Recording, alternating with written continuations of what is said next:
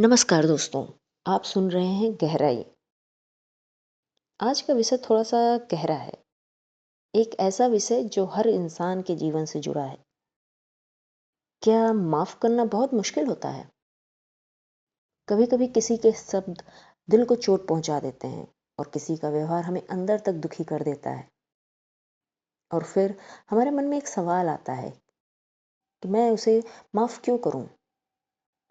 क्योंकि हमें लगता है माफ़ करना मतलब अपनी तकलीफ़ को भूल जाना है। लेकिन सच्चाई यह है कि माफ़ करना किसी और के लिए नहीं, सबसे पहले अपने लिए होता है। जब हम किसी के प्रति गुस्सा, नाराज़गी और दर्द को लंबे समय तक अपने अंदर रखते हैं, तो वह धीरे-धीरे हमारी शांति छीनने लगता है। वो बोझ बन जाता है। माफ़ करना आसान नहीं होता, क्योंकि हमारा अहंकार कहता है कि जिसने मुझे दुःख दिया उसे माफ़ नहीं करना चाहिए। लेकिन दिल कहता है, इस दर्द को अभी और कितना सँभालोगे? माफ़ करने का मतलब ये नहीं कि जो हुआ वो सही था। माफ़ करने का मतलब यह है कि हम उस घटना को अपनी ज़िंदगी की खुशी पर हमेशा के लिए हावी नहीं होने देंगे। कई बार हमें लगता है कि अगर हमने माफ़ कर दिया तो सामने वाला जीत जाएगा। लेकिन सच तो यह है कि माफ़ करके हम खुद को आज़ाद करते हैं।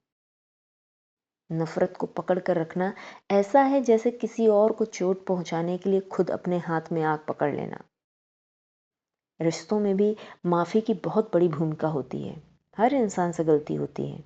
कभी शब्द गलत निकल जाते हैं, कभी व्यवहार गलत हो जाता है।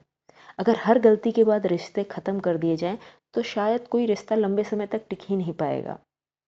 लेकिन माफ़ करने के साथ समझदारी भी ज़रूरी है। माफ़ करना मतलब बार-बार खुद को चोट पहुँचाने की अनुमति देना नहीं है। माफ़ करना मतलब मन का बोझ हल्का करना है। कभी-कभी हम दूसरों को नहीं, खुद को भी माफ़ करने की ज़रूरत होती है। उन गलतियों के लिए जो हमने की, उन फैसलों के लिए जिनका हमें पछतावा है, उन मौकों के लिए जिन्हें हम खो चुके हैं।